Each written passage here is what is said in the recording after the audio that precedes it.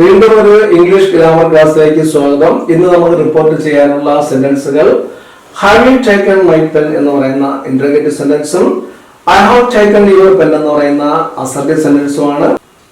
ഈ ഇന്റർഗേറ്റീവ് സെന്റൻസ് നമ്മൾ റിപ്പോർട്ട് ചെയ്യുമ്പോൾ നമുക്കറിയാം റിപ്പോർട്ട് വെർബായിട്ട് വരേണ്ടത് ആസ്ക് ആണ്. അതുകൊണ്ടാണ് നമ്മൾ മാളു ആസ്ക് റിസ്വാൻ എന്ന് എഴുതിയത്. ഇനി നമുക്ക് അടുത്തത് വേണ്ട ആരെയാണ്? കണക്ടറെയാണ്.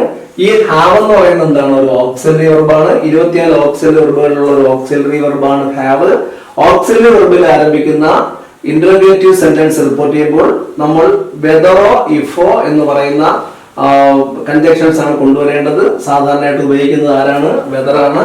അതുകൊണ്ട് നമ്മൾ ഇവിടെ എന്ത് ഉപയോഗിക്കുന്നു? വെദർ എന്ന് പറയുന്ന കൺജക്ഷൻ എന്ത് ചെയ്യുന്നു? ഉപയോഗിക്കുന്നു. കൺജക്ഷൻ എഴുതിയാൽ പിന്നെ നമ്മൾ ആരാണ് എടുക്കേണ്ടത്? അതെ, സബ്ജക്റ്റ് എടുക്കേണ്ടത്. ഇവിടെ സബ്ജക്റ്റ് ആരാണ്? യു ആണ്. യു ആരനുസരിച്ച് മാറണം. കേൾക്കുന്ന ആളായ റിസ്വാൻ അനുസരിച്ച് എന്ത് ചെയ്യണം? മാറണം. റിസ്വാൻ ആൺകുട്ടി ആയതുകൊണ്ട് ഇവിടെ കീ ആയിട്ട് എന്ത് ചെയ്തു?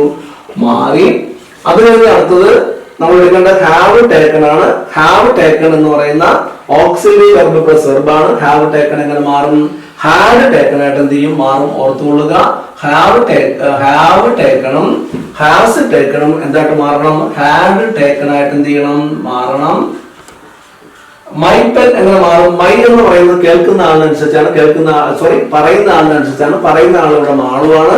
അപ്പോ മാളു നമ്മൾ ഷീയുടെ പൊസിഷൻ വരണം. മീ ആരായിട്ട് മാറും? ഹെർ ആയിട്ട് എന്ത് ചെയ്യും? മാറും. അപ്പോ മൈ പെൻ എങ്ങനെ മാറും? ഹെർ പെൻ ആയിട്ട് എന്ത് ചെയ്യും? മാറും. അടുത്ത റിപ്പോർട്ട് ചെയ്യാൻ ഏതാണ്? I have taken your pen എന്ന് പറയുന്ന അസർട്ടീവ് സെന്റൻസ് ആണ്. അസർട്ടീവ് സെന്റൻസിന്റെ റിപ്പോർട്ടിംഗ് വെർബായിട്ട് ആരൊക്കെ വരാം?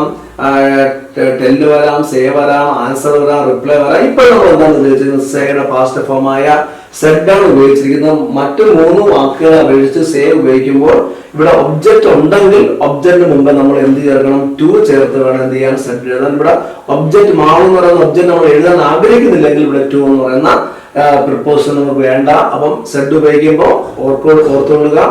എന്തുണ്ടെങ്കിൽ ഒബ്ജക്റ്റ് ഉണ്ടെങ്കിൽ അവിടെ ടു എന്ന് പറയുന്ന പ്രിപ്പോസിഷൻ എന്ത് ചെയ്യേണ്ടി വരും? ചേർക്കേണ്ടി വരും. അപ്പൊ റിസ്വാൻ സെഡ് ടു മാളു.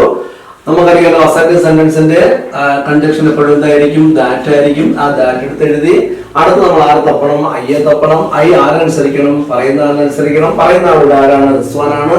റിസ്വാൻ ആയതുകൊണ്ട് ആൺകുട്ടി ആയതുകൊണ്ട് നമ്മൾ എന്ത് എഴുതും? ഹി എഴുതും. അത് കഴിഞ്ഞിട്ട് നമ്മൾ ഹാവ് ടേക്കൺ ആണ്. ഹാവ് ടേക്കൺ എങ്ങനെ മാറും? ഹാഡ് ടേക്കൺ ആയിട്ട് എന്ത് ചെയ്യും? മാറും. ഹാഡ് ടേക്കൺ ആയിട്ട് എന്ത് ചെയ്യും? മാറും. പിന്നെ യുവർ പെൻ എന്ന് പറയുന്നത് കേൾക്കുന്ന ആളുടെ ആരാണ്? ഇവിടെ മാളു ആയതുകൊണ്ട് അതിനനുസരിച്ച് എന്ത് ചെയ്യും? മാറും. അപ്പം ഇവിടെ എന്തായിട്ട് മാറും? യുവർ ഹെർ പെൻ ഹെർ ഫ്രണ്ടായിട്ട് എന്ത് ചെയ്യും? മാറും. ഹെർ പെന്നായിട്ട് എന്ത് ചെയ്യും? മാറും. Her pen. Result said to Mahmoud that he had taken her pen.